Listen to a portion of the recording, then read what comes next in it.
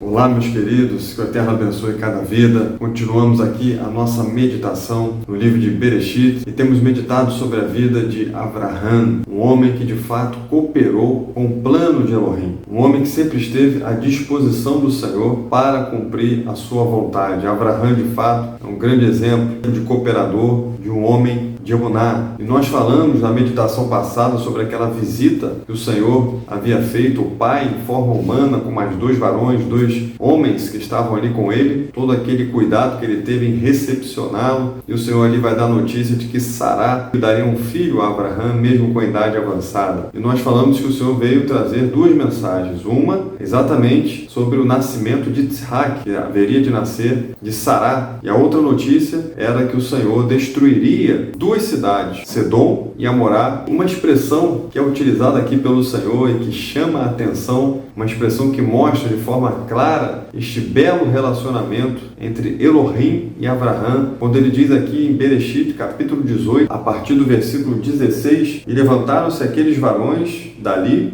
e olharam para a banda de Sedom, e Avraham ia com eles acompanhando-os. E disse o Senhor: ocultarei eu a Avraham o que faço?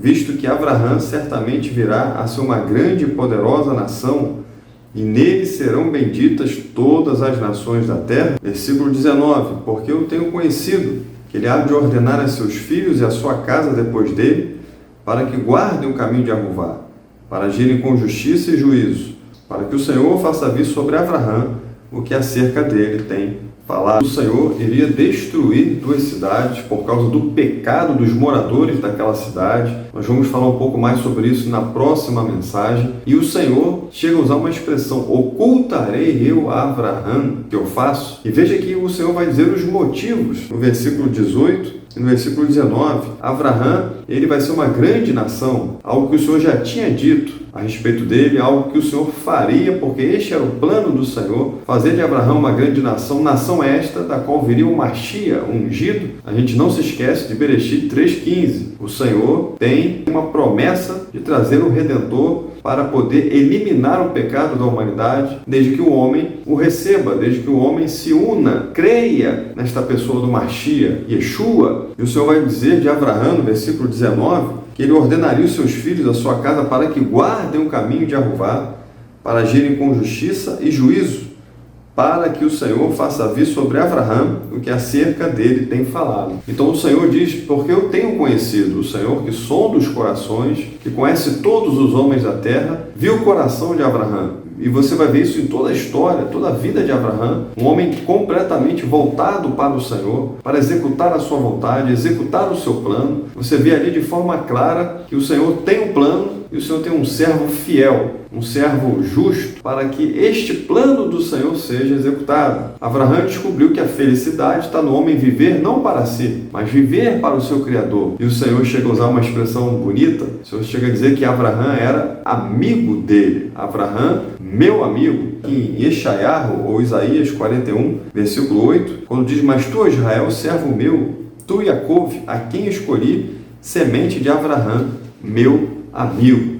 Nós sabemos muito bem que o Senhor não chama qualquer pessoa de amigo. Avraham era um amigo porque Avraham cooperava com o Senhor. O Senhor Yeshua vai dizer isso para os seus discípulos. Ele diz: já não vos chamo servos, porque o servo não sabe o que faz o seu Senhor.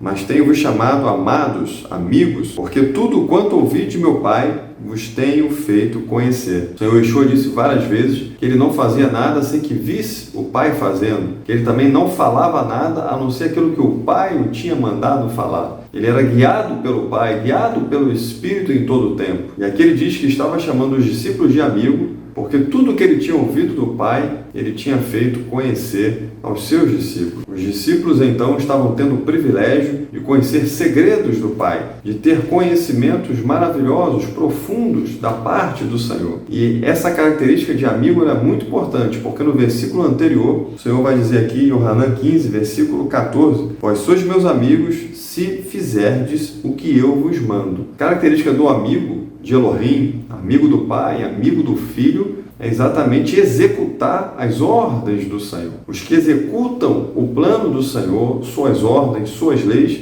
esses são chamados de amigos. O Senhor olhou para Abraão, viu o seu coração. Abraão irá guardar a sua casa, seus filhos, ensinar o caminho do Senhor para eles, para que eles executem justiça e juízo. Veja bem essa palavra, para que eles executem justiça, porque o Senhor ama a justiça. E ser justo não é apenas guardar as leis, a constituição de um determinado país. Veja que as constituições das nações, elas são importantes para reger aquela nação, mas não quer dizer que a constituição de uma nação seja como a constituição do reino de Elohim. O homem pode ser considerado justo diante de uma nação por praticar a constituição daquela nação. E deve praticar, a não ser que se choque contra as leis de Elohim. Mas, no reino de Elohim, o homem é considerado justo quando ele pratica as leis de Elohim, quando ele pratica os mandamentos de Elohim. E Abraão era esse amigo, era esse cooperador. O Senhor vai dar uma revelação para ele em primeira mão, uma revelação de destruição de 2 cidades por causa do pecado do homem. E essa revelação o Senhor não vai falar com os reis, o Senhor não vai falar com prefeitos, com governadores, ministros, secretários.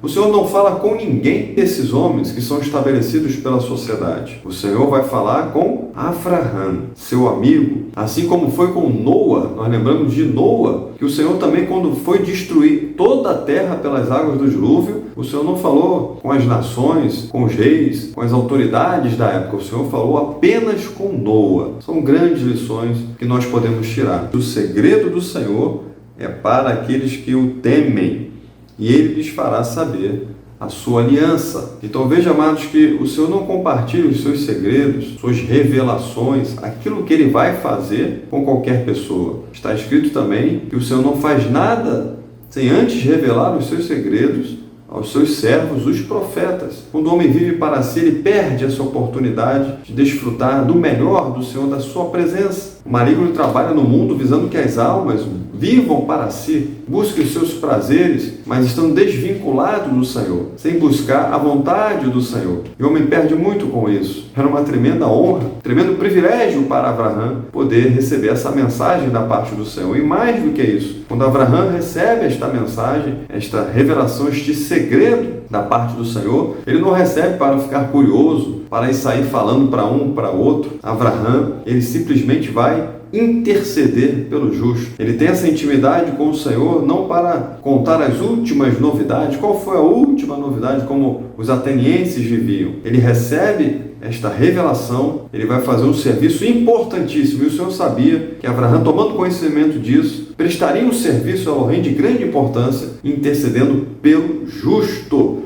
E é isso que nós vamos ver na próxima mensagem. Meu querido, que o Eterno te abençoe e te guarde. Até a próxima.